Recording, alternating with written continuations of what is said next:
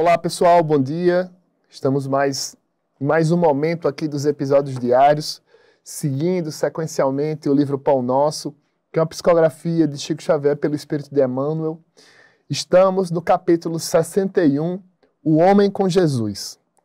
No começo tem um recorte de uma carta de Paulo aos Filipenses, que diz o seguinte: regozijai-vos sempre no Senhor. Outra vez digo, regozijai-vos. Aí vem a mensagem que dessa vez eu vou ler direto e depois a gente conversa. Porque normalmente a gente faz uma perspectiva intercalada, mas vamos aqui para o texto.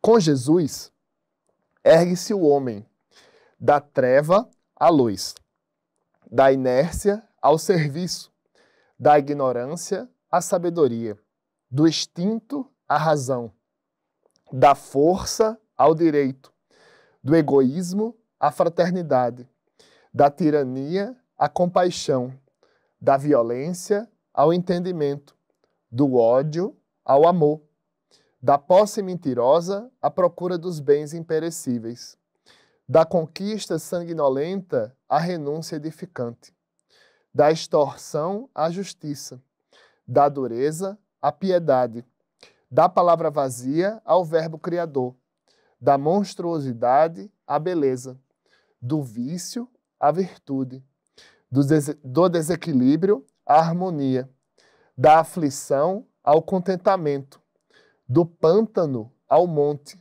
do lodo à glória. Homem, meu irmão, regozijemo-nos em plena luta redentora. Que píncaros de angelitude poderemos alcançar se nos consagrarmos realmente ao divino amigo que desceu e se humilhou por nós. Quando Emmanuel vem trazer essa proposta de a gente se regozijar com Cristo, de nós nos renovarmos com Jesus, ele traz no texto sempre uma perspectiva de um cenário ruim para um cenário bom. Por que isso? Porque Jesus, enquanto um espírito amadurecido, ele nos oferece as palavras de vida eterna. E o que significam as palavras de vida eterna? É o discurso de alguém que efetivamente, não só na fala, efetivamente conhece a intimidade do reino de Deus. E esse alguém, conforme registra a questão 625, é Jesus Cristo, que foi criado, assim como nós, simples e ignorantes, que teve as suas perspectivas de quedas, as suas perspectivas de amadurecimento e também as suas perspectivas de continuidade. E Jesus vem nos falar como se fosse um emissário da vida futura, como se fosse um emissário de amadurecimento de fé, um recado que vai dar certo. Ou, conforme ele mesmo nos ensina no Evangelho de João, no mundo tereis aflições, mas tendes bom ânimo. Quando Emmanuel nos convida para a gente procurar Jesus nas nossas dificuldades, nos nossos processos, é porque o benfeitor também já fez isso. Porém, no começo, em uma perspectiva não muito convidativa. É o que ele nos ensina no livro Há 2000 anos, em que ele foi, uma das suas reencarnações, o senador Públio Lentulus, que pôde, por exemplo, intervir junto a Pilatos no julgamento do Cristo e não o fez. E Emmanuel cai em um processo de arrependimento, que é natural. Porque nós, quando percebemos que não damos oportunidades para Jesus, temos um processo natural de arrependimento. Temos um processo natural de perda de tempo. Mas o Espiritismo nos ensina que não existe perda de tempo. O Espiritismo nos ensina que existe tempo de aprendizado. E o Espírito Emmanuel, no livro Há 2000 Anos, no comecinho, ele faz uma prece linda. No começo, ele começa a conversar com Chico. Chico resgata aquele diálogo e Emmanuel diz, Chico, se um dia a misericórdia divina me permitir, contar-lhe-ei a história do senador Públio Lentulus, orgulhoso, presunçoso, vaidoso, que pôde intervir a favor do Cristo e não fê-lo. E passa o tempo. E para um espírito arrependido, nada melhor do que o tempo. A misericórdia divina permite a Emmanuel contar a história daquele senador. É escrito o livro, e logo no comecinho tem uma prece do benfeitor se dirigindo para Jesus. Se dirigindo olho no olho. Se dirigindo ombro a ombro.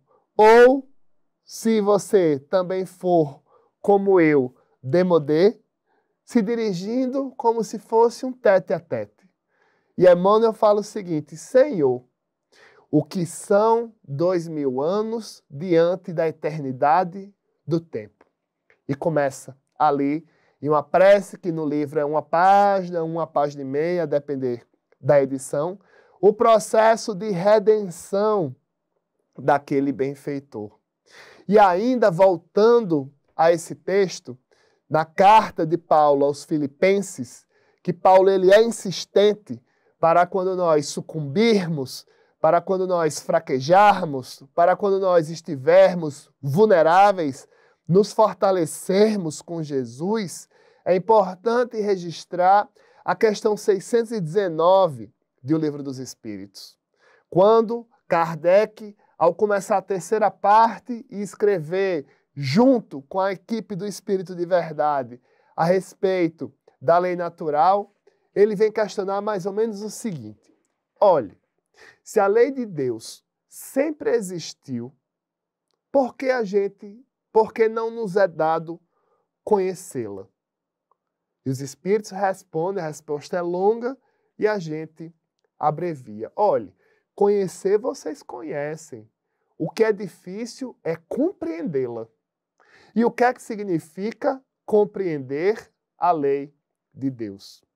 Compreender a lei de Deus, compreender as leis naturais, significa que precisamos ter fé.